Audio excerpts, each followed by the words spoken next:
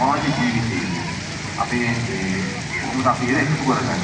කොහොමද අපි ඒව අපේ ජීවිතේ ජය ගන්න පාවිච්චි කරන්නේ? ඒවත් නැත්නම් නිවන් දකින්න ජාති දක්වා අපි මේ ගමනේ නිවර්ත කෙනේ අපේ ගොඩාක් දේවල් කරනවා. අපි ගොඩාක් පස්තෝරු පොලේ තියෙනවා. ඒ බුදු කැටලෝල්ගේ ජීවිතේ නැති කරගන්නේ. ඒවා මේවගේ ගැටලුවන්ගේ ජීවිතේ එපා කරවන්නේ. අපි කොහොමද ජීවිතේ මොකද කියන කාරණාව තමයි මේ ධර්මයේ සම්පූර්ණ නිර්වාණ කෙනේ කියන ධර්ම. මොකද මේ ධර්මතාව ඉස්සරහට යනවා අතලෝදකම කියන්නේ. අතලෝදකමේ සම්පාන වල එක කියන්නේ හරියට මංගල කාරණාවක්. එතකොට එහෙම අතලෝදකම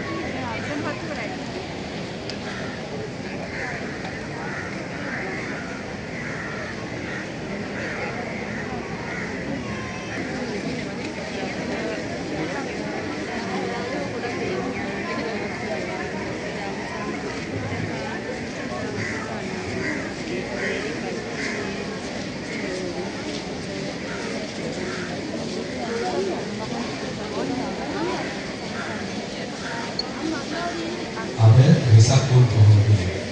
අපි සාමාන්‍යයෙන් සුබ කටයුතු කරන්නේ සුබ අපිට තියෙන එක සැලසීම තමයි අපිට දෙවන වෙසක් දවසේ හිතන්න පුළුවන් අනුන් ලක්ෂ්‍යය තමයි අපේ ජීවිතයේ කොහොමද බුදුහාමුදුරන්ගේ ධර්මයේ පැත්තට අපි ධර්ම ගන්න වෙනස් කරගන්න කියන කාරණාව. එතකොට මේ වෙනස් කරගන්න විදිහ තමයි අපේ කෙනෙක්ට එක පාට මේ මට්ටමට මේ தത്വයට යන්න බැරි වුණාට දැන් මේ විදිහට මේ සීල් සමාදන් වෙලා ඊගාවට දන් දීලා ඉතින් භාවනා කරනවා මේ වගේ බුදුහාමුදුරුවෝ දේශනා කරන ප්‍රතිපදාවලින් අපට පුළුවන්කම තිබෙනවා මේ කෙලෙස් වලින් සැහැල්ලු වෙන්න. එතකොට වඩාත් වැදගත් වෙන්නේ බුදුහාමුදුරුවෝ දේශනා කරේ මේ ප්‍රතිපත්තියට වැදගත් වෙන්නේ. දැන් බුදුහාමුදුරුවෝ වරක් ඔය අවසාන අවස්ථාව